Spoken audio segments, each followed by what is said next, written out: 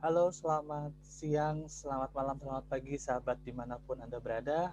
Kita jumpa lagi dalam Bincang Sehat, edisi kedua. Masih seputar pandemi COVID yang masih terus dibicarakan oleh publik. Hari ini saya kedatangan tamu, kalau kemarin laki-laki, sekarang perempuan. Nah, namanya Mbak Miranti. Sebelum kita mulai perbincangan, ada baiknya kita kenalan dulu dengan Mbak Miranti. Saya sapa dulu Mbak Miranti. Mbak Miranti, apa kabar? Alhamdulillah baik Mas Riza. Baik-baik ya. Baik, Ya, sehat. boleh kenalan dulu sebentar? Baik.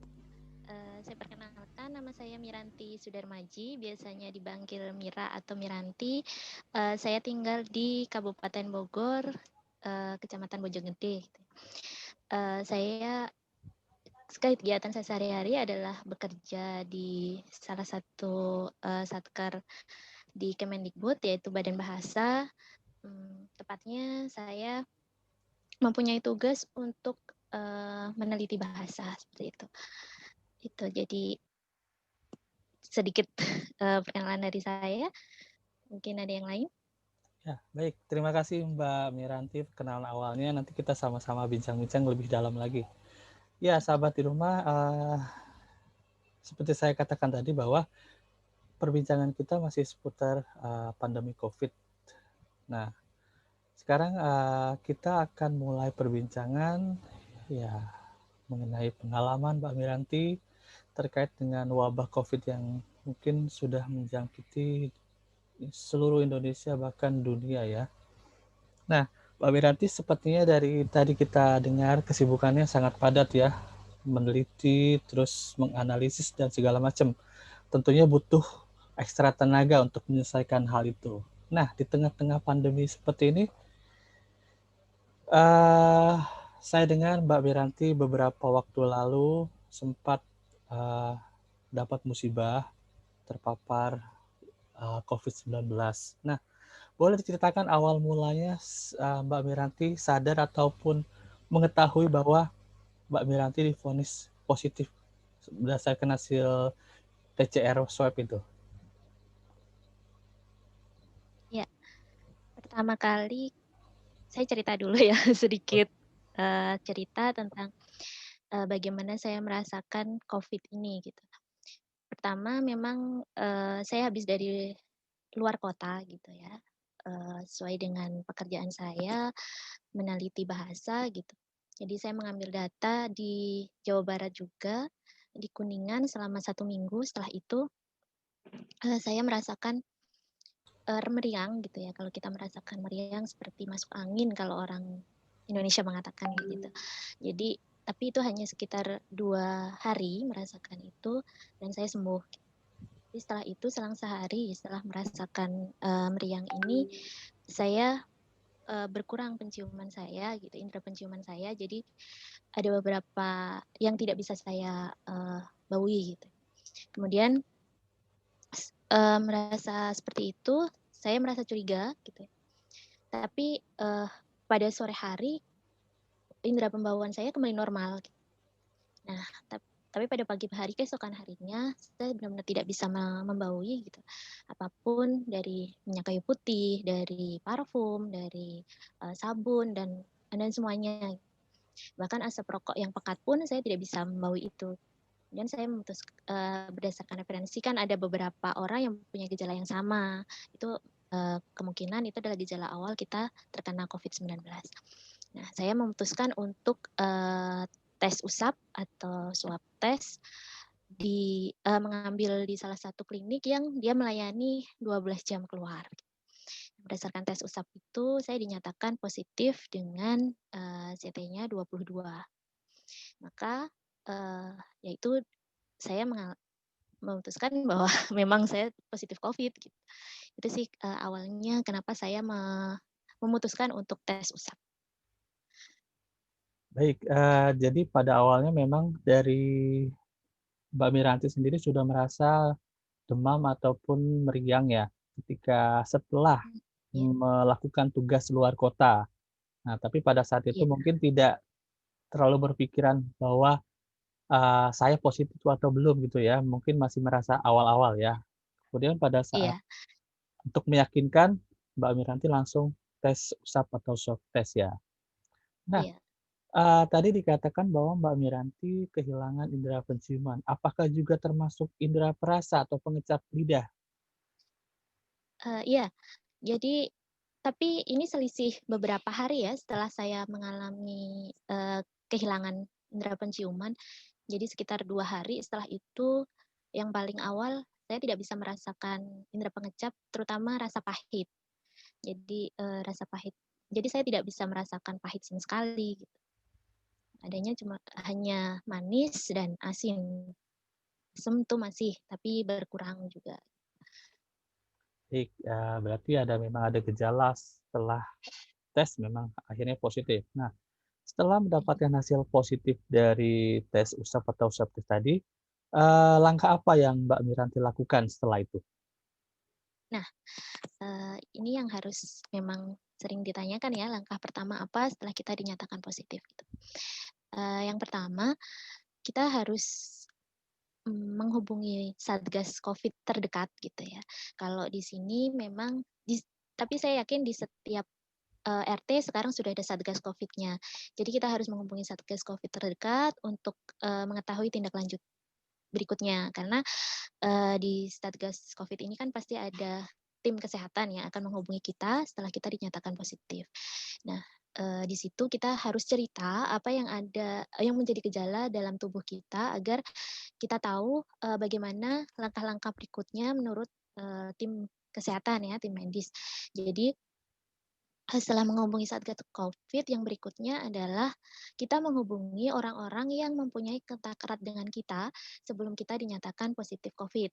Nah, ini sangat penting karena sebagai jejak, untuk mengantisipasi kalau untuk mengantisipasi penyebaran virus ini semakin meluas.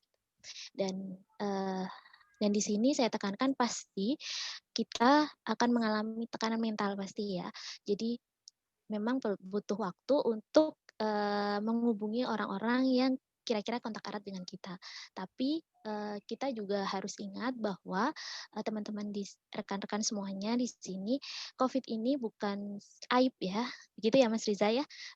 Covid itu bukan aib, jadi, eee, Covid ini memang menular, hanya saja ketika kita bijak menanganinya, maka akan semakin apa ya, semakin berkurang dampak dari Covid ini gitu. Jadi karena mengurangi bola salju ya istilahnya, siapa yang kena gitu ya, atau istilah ekonomi lebih lebih dikenal dengan MLM sebenarnya ini ya, seperti MLM, jadi maksudnya akan semakin banyak orang-orang yang terkena gitu. Jadi setelah kita hubungi mereka dan, kita agar mereka juga lebih waspada, memperhatikan kesehatannya dan, mungkin sementara menjaga jarak dengan keluarga-keluarga beliau-beliau yang sudah, kita kontak erat, seperti itu.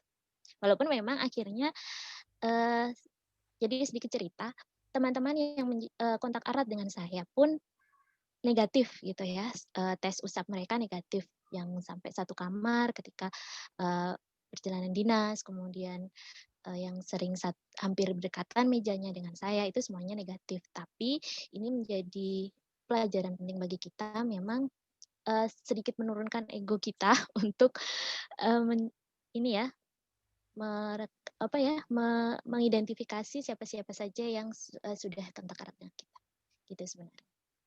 Ya baik, berarti setelah dapat hasil positif, Mbak Miranti melapor ke Satgas di lingkungan rumah, dalam hal ini RT ya? RT atau RW ya? Iya, Ya, RT atau Mbak RW Miranti yang tadi ada di katakan tinggal di daerah Bojong Bojong ya, Bojong Bogor ya? Bojonggede, iya, Ya, Bojonggede. lalu boleh tahu Mbak Miranti tinggal bersama siapa di sana? Apa dengan keluarga Nah, atau saya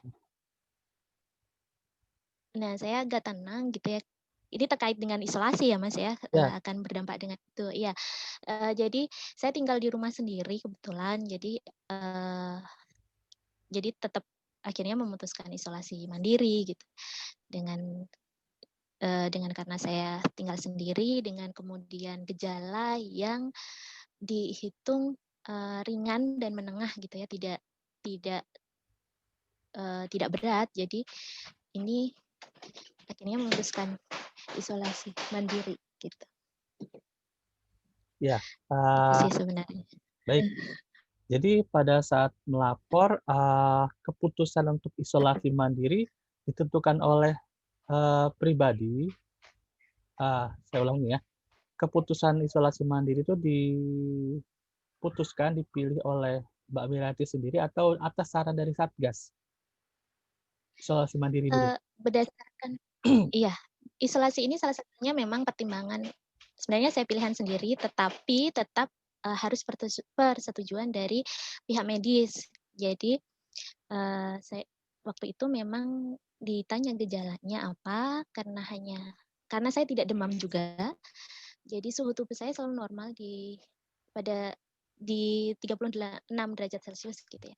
Dan kemudian saya tidak mempunyai komorbid, artinya, penyakit penyerta saya tidak ada gitu ya, dan kemudian saya tinggal sendiri, maka, waktu itu juga disarankan untuk isolasi mandiri dulu di rumah gitu, Oh, baik. Berarti karena atas dasar memang, itu ya, tidak ada jadi keluarga. atas dasar itu ya, Iya, Satgas ataupun yang meng apa namanya, menghubungi Mbak Miranti, bertanya tentang gejalanya seperti apa, kemudian kondisi di rumah bagaimana, mungkin karena itu maka izinkan untuk isolasi mandiri di rumah. Mungkin akan berbeda iya, ketika, kita tinggal bareng bersama orang lain, kemudian ada gejala yang lebih parah, sesak ataupun tidak bisa napas, mungkin itu harus dibawa ke rumah sakit ya, Mbak Miranti ya? iya benar. Jadi, kita memutuskan untuk isolasi mandiri ataupun akan ke rumah sakit ataupun ke wisma, itu harus, ada beberapa pertimbangan gitu ya, dan dipastikan memang kita tidak tidak mempunyai gejala yang besar, karena memang itu sih sebenarnya. Jadi memutuskan isolasi mandiri itu bukan semata-mata dari pertimbangan kita saja. Apakah ada semacam survei atau tim dari Satgas itu melihat kondisi rumah atau langsung saja melalui apa, komunikasi melalui apa nih, Mbak Miranti? Saya komunikasi dengan tim Satgas itu lewat WhatsApp ya, jadi lewat video call, kemudian, lewat pesan gitu saja sebenarnya, Oh gitu, berarti tidak ada kontak langsung ya? tidak ada kontak langsung. Ya. Baik, lalu ketika sudah diputuskan untuk isolasi mandiri, tentunya Mbak Miranti mengabari keluarga ya, saudara. Nah, siapa orang pertama yang dikabari dan bagaimana respon, mereka? Oke, saya malah terakhir ya menghubungi saudara dan Oh, kerabat sebenarnya karena iya, jadi pertama yang saya hubungi adalah tetangga gitu. mmm, Kenapa? Karena pertimbangan saya yang pertama ini menghindari tetangga-tetangga kita datang ke rumah gitu. Karena kan kita isolasi mandiri ya tadi ya, karena, saya sedikit cerita. Saya di rumah setiap pulang kantor gitu ya, habis isya itu selalu ada anak-anak yang belajar mengaji. Jadi ini penting gitu. Jadi setelah saya dinyatakan positif, saya menghubungi, tetangga lewat sekarang kan pasti tetangga kita punya grup WhatsApp ya, saya menghubungi kalau saya positif, jadi mohon untuk tidak berkunjung di rumah, jadi kalaupun memang mau memberikan bantuan dan lain-lain, lewat gerbang saja, jangan sampai gerbang saja gitu ya, jangan sampai gitu. Kemudian yang kedua, mereka pasti kaget, iya. Tapi, saya bersyukur gitu ya, ini memang penting benar seperti Mas Riza mengatakan akhirnya ada bincang sehat dan lain-lain. Edukasi kepada masyarakat itu alhamdulillah sudah semakin baik, terutama di perumahan saya gitu.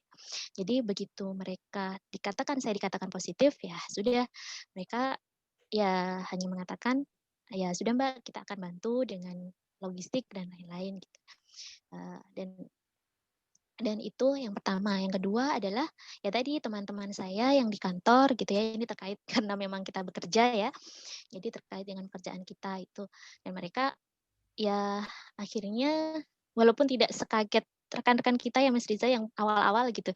Jadi memang Covid ini, sudah istilahnya sudah dalam tanda petik biasa ya dialami gitu. Kemudian,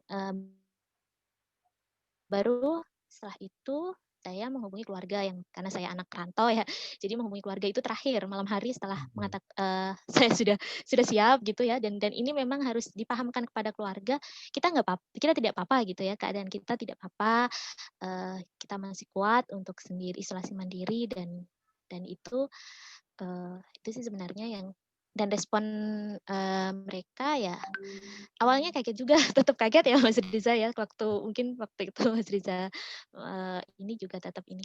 Tapi kita pahamkan, kita bisa sembuh gitu, insya Allah kita bisa sembuh dengan usaha kita gitu.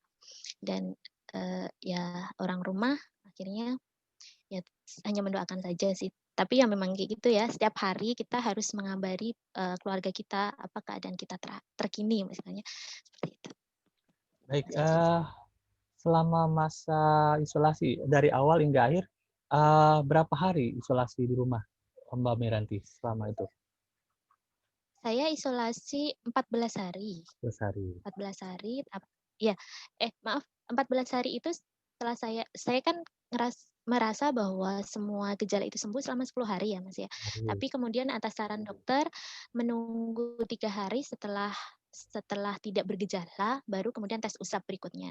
Nah, selama itu berarti 13 hari saya keluar hanya untuk tes usap gitu. Oh, Karena, tes usap ya karena memang waktu itu saya menghubungi pihak rumah sakit yang melayani tes usap datang ke rumah itu antrenya agak lama.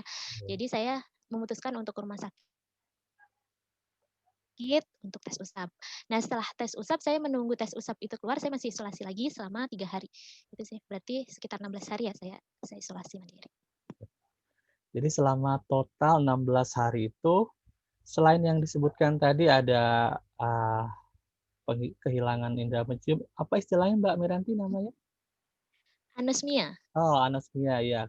Selain merasa mhm, anosmia, anosmia, apakah ada mhm, gejala atau yang dirasa lain, misalnya batuk atau sesak, bagaimana Mbak Miranti? eee, Adakah yang dirasakan selain itu? ada sih sebenarnya gejala-gejala yang muncul gitu ya. Ini agak cerita lama nggak apa-apa ya Mas Riza Ya, ya? Agak silakan. Nggak agak apa-apa. panjang ini. Ya, tidak. Jadi, eee yang pertama itu saya mengalami selain anosmia tadi indera indera penciumannya hilang gitu. Yang kedua tadi ya, indera pengecap saya ada beberapa rasa yang hilang atau berkurang saja seperti, manis dan asin itu berkurang. Jadi tidak sampai hilang, karena yang hilang benar-benar hilang itu yang asam sama pahit.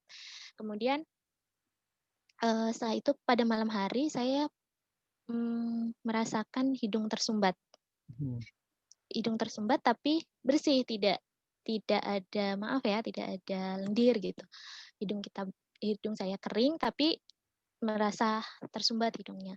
Kemudian saya sempat mengalami sesak nafas, sedikit sesak nafas, tapi, berdasarkan, eee, apa ya, diagnosis dari dokter, itu bukan dari Covid-nya, Mhm. tapi,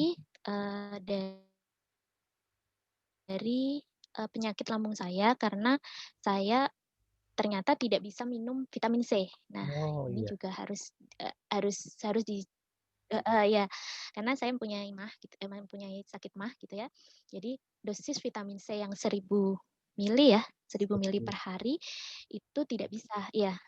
Jadi akhirnya hanya karena itu saja sebenarnya. Jadi saya sempat sesak nafas itu pagi hari, 1 hari saja pagi gitu. Setelah didiagnosis dokter, saya mengganti, vitamin saya dengan, Cardiplex ya, hanya suplemen biasa tanpa vitamin C, gitu. Itu yang saya rasakan. Kemudian kalau siang gitu ya, Mhm. sehabis zuhur itu biasanya pukul 1 gitu ya, pukul 13 sampai pukul 15 atau pukul 16 itu saya merasakan lemas. Itu saja sebenarnya. Cuman selain itu tidak ada.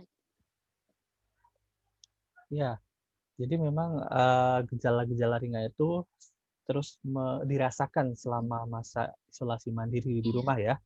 Nah, lalu iya, ketika merasakan itu semua, langkah-langkah atau usaha apa yang Mbak Miranti lakukan? Misalnya minum obat apa, membuat ramuan khusus misalnya, ramuan tradisional apa gitu.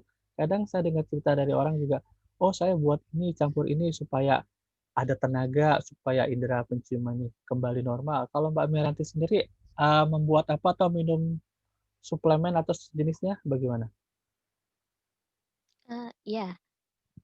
Jadi karena tadi ya, dengan kita tetap konsultasi dengan dokter ya, dengan satgas, baik satgas di kantor maupun satgas yang ada di, wilayah gitu.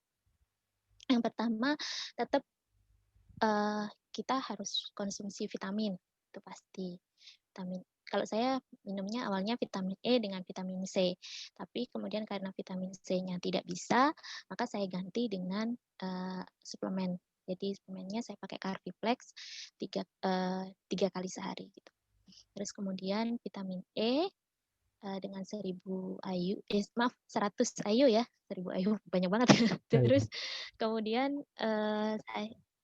saya minum madu, itu 1 sendok makan saja sehari. Terus, perasan jeruk lemon itu juga 1 sendok, jadi sedikit saja. Apalagi ya? Oh ya, kemarin saya sempat cerita gitu ya, saya mengganti minum air putih saya dengan rebusan daun salam, Oh, salah. sereh, dan jahe gitu ya. Itu saya rebus, kemudian saya buat minum, jadi kebutuhan air putih yang 2 liter per hari saya ganti dengan itu gitu. Itu saja sebenarnya. Terus pasti ya kita makan.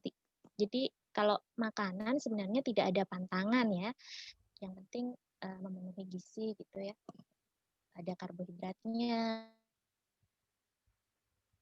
ada proteinnya, ada mineralnya, vitamin, kemudian dari sayur, dari lauk pauk gitu. Itu saja sih Mas, sebenarnya tidak ada. Nah, Terus kemudian karena tadi saya ceritakan lambung saya sempat mhm, bermasalah ya, karena vitamin C, saya minum, eee, obat obat MAH ya. buat Saya agak lupa kemarin di resep iya, saya pakai itu, tapi hanya 1 kali resep saja gitu, karena sudah sembuh. Terus kemudian, eee, hidung tersumbat saya, karena itu dianggap sebagai kalau dokter menjelaskan itu sama dengan flu biasa gitu ya, maksudnya gejalanya mirip gitu. Sama dokter dikasih, obat flu, waktu itu Intunal F saya. Intunal F, sehari 3 kali selama 4 hari. Itu saja sih, Mas. baik, menarik sekali tadi Mbak Mirati menyebutkan beberapa ramuan. Dari apa bisa diulangi sekali lagi yang rebusan-rebusan itu? Siapa tahu nanti teman-teman Rebusan di rumah saya bisa membuat juga supaya, menjaga stamina itu juga mungkin bisa ya, kita gunakan oh vitamin iya, bener, yang ini kita akhirnya kembali ke alam kembali ya sebenarnya Mas Riza. Jadi, sampai sekarang pun saya masih itu gitu ya, itu tapi terus hanya konsumsi pagi itu ya? saja. Isinya ya, isinya adalah 1 liter, Ah, 1 liter setiap rebus gitu ya, 1 liter air dicampur dengan daun salam, biasanya saya pakainya 5 lembar, kemudian 3 batang sereh, oke. kemudian, 2 jempol jahe. Itu saja semuanya digeprek, kemudian dimasukkan dan direbus saja. Itu Ya saja mungkin sampai airnya keruh, jadi tidak oh, itu betul. ya. Ya mungkin teman-teman di rumah nanti bisa coba ya, ramuan tradisional yang juga Iya terjangkau ya bisa dicari di warung ataupun di dapur, barang-barang ini ya, rempah-rempah ini. Serai, daun iya salam, satu lagi jahe dikeprek, direbus, diminum. Ya, semoga nanti iya, dengan minum itu rutin, kondisi kita bisa terhindar dari Covid ya. Semoga amin. itu menjadi siapa tahu nanti minuman Mbak Mirati viral, jadi wah diikuti oleh semua orang untuk dicoba Iya, menjaga sebenarnya stamina juga dari teman-teman juga, iya. teman juga. Baik, setelah pulih, agak pulih mungkin, saya ingin tahu, masa-masa gejala itu apakah terus dirasakan dari awal hingga akhir sampai 16 hari atau setelah hari ke berapa hilang? Bagaimana tuh kondisinya Mbak Miranti? Eee, gejala yang jadi gejala ini maksudnya hilang secara bukan langsung serta-merta ya, Hmm, berangsur gitu. Yang pertama kali, kembali itu saya ingat ya memang sudah tidak, tersumbat lagi itu pada hari ke-7 kalau tidak salah, 7 atau 8 gitu ya. Kemudian indera penciuman saya kembali benar-benar pulih itu di hari ke-10. Wah, lumayan Indera lama ya, indera pengecap iya iya lumayan lama ya. lama. Ternyata, jadi itu kemudian, yang berikutnya itu indera yang pengecap itu memang sudah kembali di 9 itu mulai kembali. Tapi di hari ke-11 atau ke-12 saya agak lupa, ke-11 kalau nggak salah baru yang pahit itu sempurna kembali gitu. Dirasa Jadi pahit ya? kemudian ya dirasa pahit gitu. Nah tapi untuk yang, lemasnya gitu, bahkan saya dinyatakan negatif itu masih merasakan hal yang sama, Mas. Jadi Oh, iya. sam jadi untuk bisa kembali pulih seperti sedia kala, kita bisa bekerja secara normal dalam tanda petik ya, itu saya mengalaminya sampai 2 minggu setelah saya dinyatakan negatif itu saya masih merasakan lemas gitu. Jadi setiap siang biasanya sampai sore itu, rasa kelelahan yang luar biasa itu terjadi gitu. Tapi memang ya sepertinya awalnya saya juga merasa agak takut ya Mas ya, karena jangan-jangan ini, akan berkepanjangan gitu. Setelah saya baca di beberapa jurnal, beberapa referensi, ternyata banyak sekali yang mengalami hal yang sama. Bahkan ada yang cerita sampai berbulan-bulan, tapi alhamdulillah Wow, kalau saya 2 bulan-bulan ya, minggu hampir. mengerikan. Iya Iya, baik Mbak iya, Miranti, jadi agak mengerikan heeh, juga sih. iya, betul mengerikan. Nah, setelah hari ke berapa kan tadi Mbak Miranti katakan, tes usap atau swab ulang ya. Nah itu di hari ke berapa? Hari ke-14 atau hari ke berapa tadi? Hari ke-14 Hari hari ke-14 dan, ke-14 pas kalau tidak salah ya, hari ya, ke-14 hari saya tes ke-14 usap lagi. tes ulang, kemudian hasilnya negatif, bagaimana perasaannya ketika melihat hasil negatif? Eee, Hasilnya negatif pertama senang pasti ya, gitu Ya, ya. Berasa, masya Allah gitu. bebas, merdeka Alhamdulillah gitu sekali ya? pas di itu kan karena sebenarnya bukan merdeka-merdeka sekali ya, ini juga memang harus disadari oleh teman-teman yang habis positif ya. Jangan sampai merasa seperti itu kemudian, protokol kesehatan diabaikan gitu. Betul. Eee, Jadi ya mmm, sebenarnya merasa senang kemudian kita tetap itulah. iya, kemudian setelah dinyatakan negatif dari hasil PCR swab itu yang kedua, tadi kan ada beberapa hal yang dilakukan selama isolasi. Apakah hal-hal yang dilakukan selama isolasi misalnya tadi katakan kalau minum rebusan itu masih ya, kemudian, minum-minum Masih. vitamin apakah terus masih dikonsumsi? Lalu apakah selama isolasi pula Mbak Miranti melakukan hal-hal yang dilakukan orang lain seperti berjemur atau olahraga? Iya, pastinya ya, karena saya pagi tetap harus berjemur sekitar pukul 9 sampai saya berjemur biasanya 15 menit paling ya, paling lama gitu. Pukul 9 sampai 9:15 itu melihat kondisi matahari. Kemudian olahraga, kalau olahraga saya 15 menit saja sampai 20 menit olahraga ringan. Dan itu tetap saya lakukan sampai sekarang Sekarang ya? walaupun tidak setiap hari sekarang karena lain-lain, tapi setidaknya selama 3 kali dalam seminggu saya masih melakukan itu.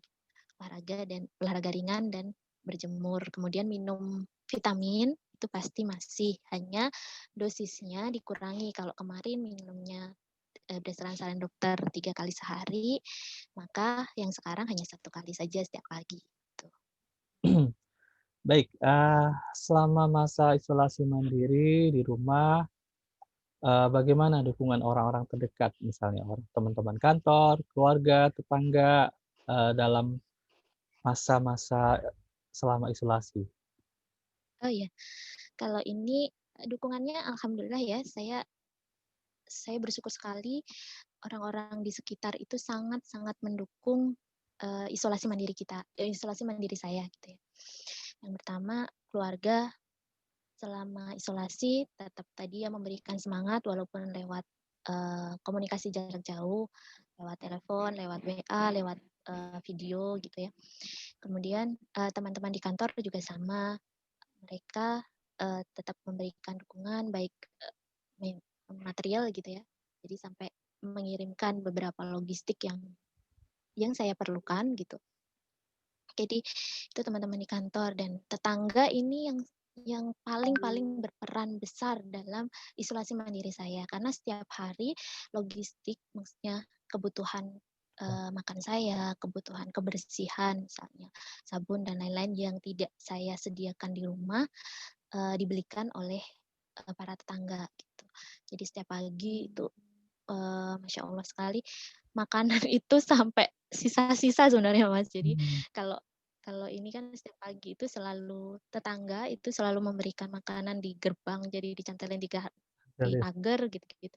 Jadi seperti iya, jadi luar biasa.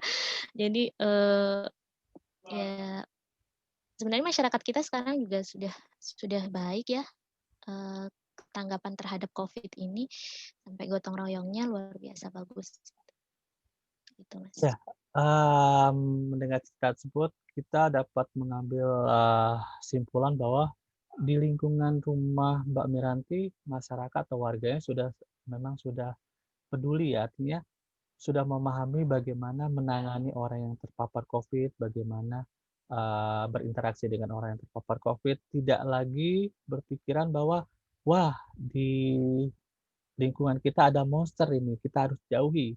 Karena di beberapa tempat masih ada yang beranggapan seperti itu ya, artinya ketika ada salah seorang warga mengalami positif Covid, lalu mereka dikucilkan, ditinggalkan, istilahnya dianggap seperti monster ya. Tapi bersyukurlah Iya. ya, beruntung di lingkungan Mbak Miranti, mungkin pesan edukasi dari pemerintah tentang, eee, pandemi Covid ini sudah nyampe ya, sudah nyambung di situ ya.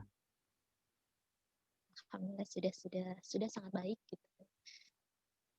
Baik, saya ada satu pernyataan, ya pernyataan ini ya agak-agak nyeleneh, tapi memang selalu terus ditanyakan. Ada pernyataan mengatakan begini, orang yang pernah terpapar atau positif Covid, katanya tidak akan terinfeksi lagi, alias kebal.